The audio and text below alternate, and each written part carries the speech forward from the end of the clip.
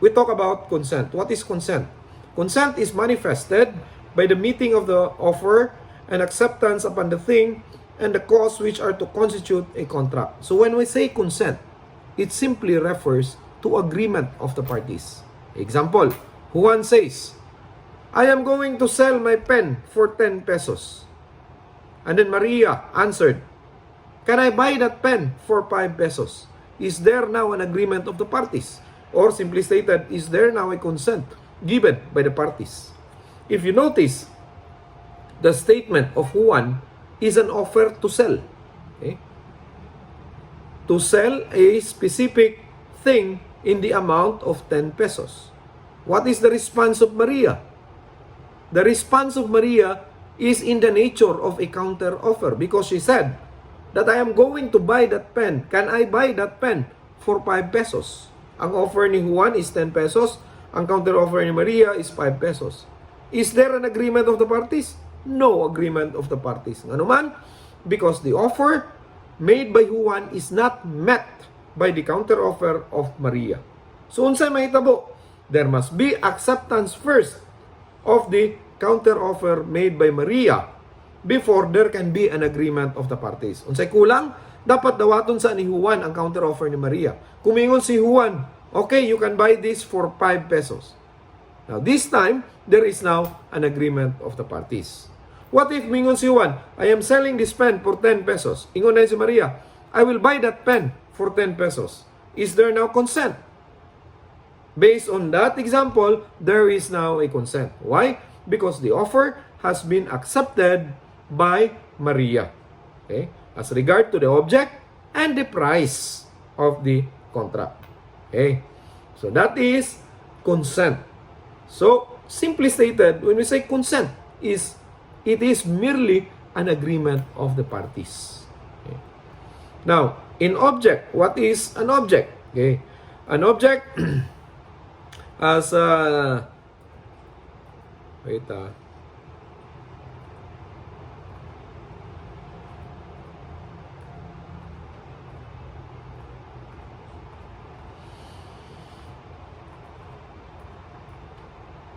Okay, an object, the object of the contract is its subject matter as found under slide number 118.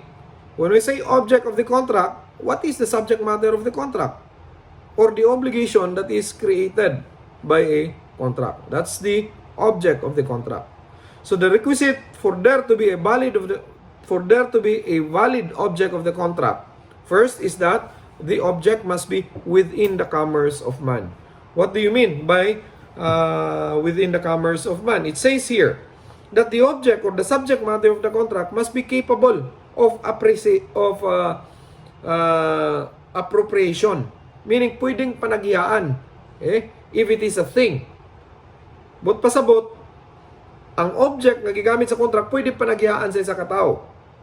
Or it can be owned. Kung dili gani na siya ma-own, either because it is not in existence, or because it is government-owned, then that cannot be a valid object. And if the object is not a valid object, it means that there is no object. And if there is no object, it means that there is a lacking of one of the essential requisites. And if there is lacking or absence of one of the essential requisites, it will result into a void contract. So, it must be within the commerce of man. Example, Juan and Maria agreed that Juan will sell his specific car for 1 million pesos, which Maria agrees to buy for 1 million pesos. So the object there is the specific car. Now, is the object within the commerce of man? Yes, it is within the commerce of man because it can be owned. Okay? However, if the object cannot be owned, like for example, Juan offers to sell Marcos Bridge in the amount of 100 million pesos, which Maria agrees to buy for the same price, 100 million. Now, what is the object? The object is Marcos Bridge. Is Marcos Bridge within the commerce of man? Since it cannot be owned because it is governmentally owned, then it is outside the commerce of man. It cannot be appropriated. So in that case, there is no object, and it will result into a void contract. Or the object must not be impossible legally or physically. It must be in existence or capable of coming into existence. And it must be determinate or determinate without a new contract. What do you mean by determinate or determinable without need of a new contract? It means that the object must be specific. You cannot just say, Juan sells car to Maria, which Maria agrees to buy. What kind of car? So it is necessary that the object must be specific or it must be determinable. Otherwise, there is no object at all. And if there is no object, then of course the contract will be void for absence of the essential requisite, which is the object. So that relates to the object of the contract. And then last is the cause or consideration. When we say cause or consideration, it is the essential reason or purpose which the contracting parties have in view at the time of entering into the contract. The requisite is that it must exist at the time the contract is entered. It must be lawful and it must be true or real. Example of a cause or consideration in a contract of sale is the price that is given. Okay? So, Juan agrees to sell his ball pen for 10 pesos to Maria, which Maria agrees to buy. So here, the cost or the consideration is the 10 pesos. Or let's try to see if the 10 pesos as a cost of that contract complies with the requisites as mentioned by law. It must exist at the time of the contract is entered. Nakabay 10 pesos si Maria as buyer. Yes. So that is a valid, there is compliance as regard to the first requisite. Is it lawful? Yes, because it is a money. It is a lawful. It must be true or real. It must be an equivalent also of the value of the pen, which is 10 pesos. So in that case, it complies with the three requisites. Therefore, there is a valid cause. If there is no cause or there is violation of the requisites of a cause, then it will result into an absence of an essential requisites, which is a void contract. Now, there are rules here stated. There are rules here stated. First is that contracts without cause or with unlawful cause produces no effect at all. It means that it is a void contract. Okay? If without cause, because it is absence of the essential requisite. Statement of a false cause shall render a contract void if it should not be proved that they were founded upon another cause which is true and lawful. Okay? So if there is violation of any one of these rule, it will result into a void contract, absence of the cause. So those are the three essential requisites of the contract. And remember, as what I have told you earlier, if there is absence, okay, absence of any of these three essential requisites, it will result into a void contract. Okay? A void contract is a defective contract or it does not even exist. It produces no legal effect. So kung ang inyong sabot, like for example, Juan agrees to deliver to Maria 1 kilo of marijuana in the amount of 100,000 pesos. Now, Maria paid 100,000 pesos. Can Maria demand for the delivery of the 1 kilo of marijuana? Since here the object is unlawful, it means that there is no object at all. Since there is no object at all, then there is absence of the essential requisite. Since there is absence of the essential requisite, the contract is void. Can Maria demand for the delivery of marijuana? No, she cannot. Why? Because there is no contract. However, Maria can of course demand the 100,000 that she has paid by reason of a void contract. Because if she will not be allowed to collect back the 100,000 pesos, it will violate also the rules on unjust enrichment, which we have discussed during the first days under the obligations on the sources of obligation. Okay? So again, if there is absence of the essential requisite of the contract, it will result into a void contract.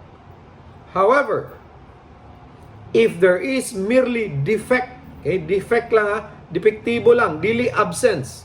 If there is defect as to the essential requisite, it will only result into a voidable contract. Okay, what's the difference between a void and a voidable contract? Okay, here's the difference. If it is a void contract, it produces no legal effect. Baliwala, nag-exist ang contract kung void contract. If it is a voidable contract, the contract has a legal effect, but it can be, okay, it can be annulled by the injured party. But pasabot, na siya effect, pero pwede ipa-cancel sa katong party nga na-injured. Okay, example of a voidable contract, when there is a presence of a vices of consent. Okay, unsa maning vices of consent? Okay, the vices of consent mentioned here under slide number 111. There are 5 vices of consent, or consent that is given through either mistake, violence, intimidation, undue influence, or fraud. Pag naagani ni siya, na ay mistake, na ay violence, na ay intimidation, undue influence, or fraud, pag naagani siya, it will result into a defective consent. Naabay essential element of consent sa contract? Naa, but defective. So, sa epekto sa contract, the contract will be a voidable contract. Anong voidable man? Naaman siya essential element of consent, galing lang defective. Okay? So, like for example, violence. Okay? Gipugos ka para mo sign sa contract. Gisumbag na physical violence. Gisumbag ka para lang mo sign sa contract. Kung wala ka sumbaga, dili unta ka muhatag sa consent nimo. But since gipugos man ka, wala ka nabuhat but gihatag nimong consent. So here, we have an example of a defective consent. Kano defective man siya, kaya di mo unta ka muhatag. Pero gisumbag man ka na ay violence nga ni appeal. And that is a vice of consent. So defective ang consent nga imong gihatag. Unsa epekto sa kontra? Void or voidable? Since there is merely a vice of consent, defective lang ang consent, it is merely a voidable contract. And as what we have said earlier, pag voidable contract, it is valid contract, but the injured party can cancel the contract within a certain period of time. Normally, within 4 years from the contract. Okay? 4 years from the date of the contract. That's the general rule. Okay? So, ang mahitabo, since ikaw ang injured party kay na may violence nga exert or gihimo against sa imo so that you can give your consent, then you can file for the cancellation of the contract or for the annulment of the contract. Okay? The same rule applies when there is intimidation, undue influence, or fraud, or mistake. Okay? Na ay pagpangilad para lang makahatag ka og consent. So in that case, it will result only to a voidable contract. What if wala giga ni hatag og consent? Unsa may resulta? It will result now into a void contract. Wala gyud contract kung void contract. Okay? Kaya wala man ka nakahatag og consent. Pero kung nailad ka, nakahatag ka og consent, defective ang imong consent. So it will result into a voidable contract.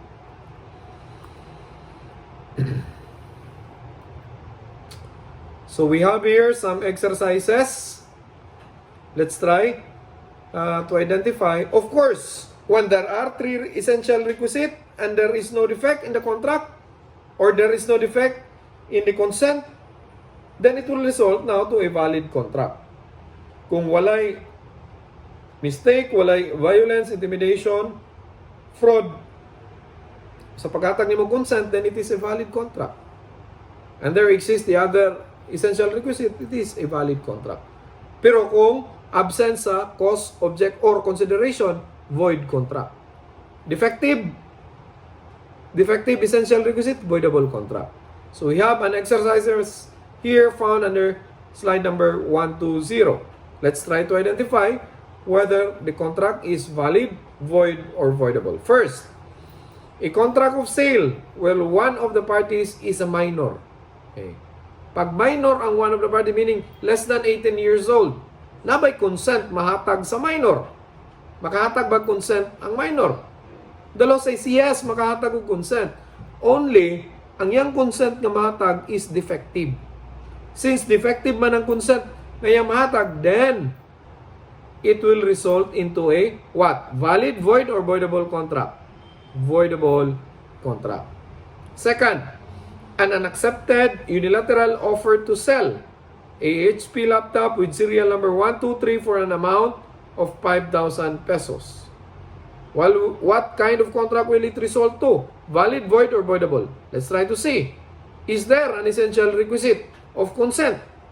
Now, ingunta sa consent, ang consent refers to the agreement of the parties.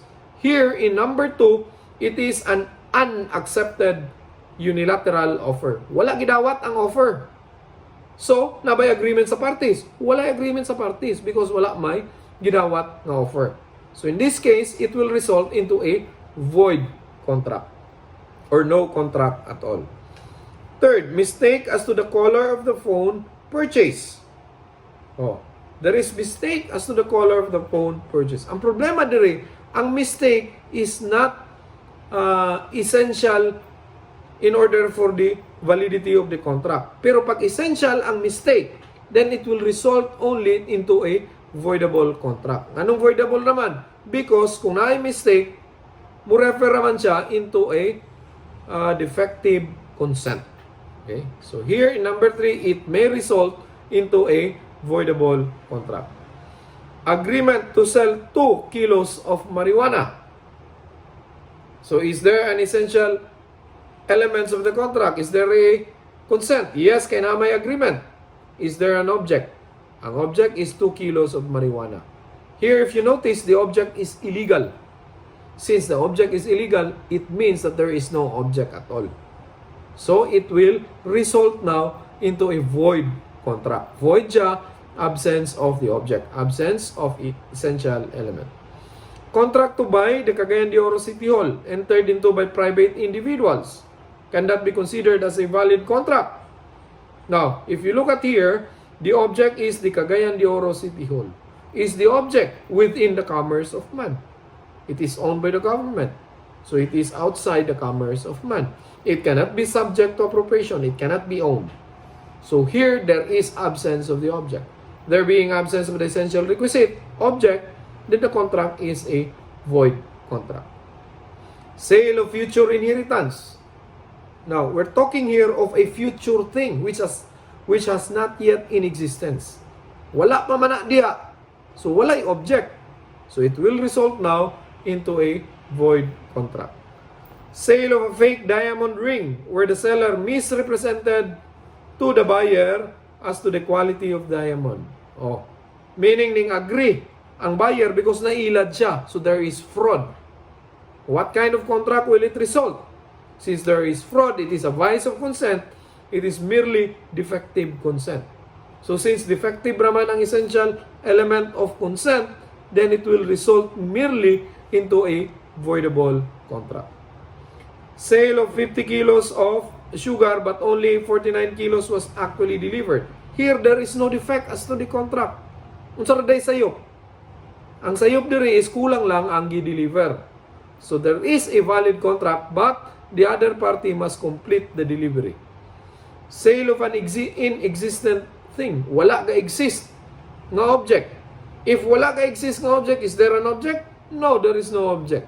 So in that case, absence of essential element of the contract is void contract. Contract of lease where the object is the Marcos Bridge. So here the object is a government-owned property. And since it is a government-owned property, it is outside the commerce of man. So there being an object which is outside the commerce of man, absence of essential requisite. So there being absence of essential requisite, void contract. Okay? So, any question? So, those are the two kinds of defective contract. Actually, tulo na itong i-discuss ng contract. You have valid, void, and voidable.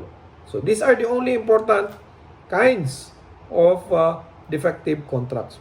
Void and voidable contract. We have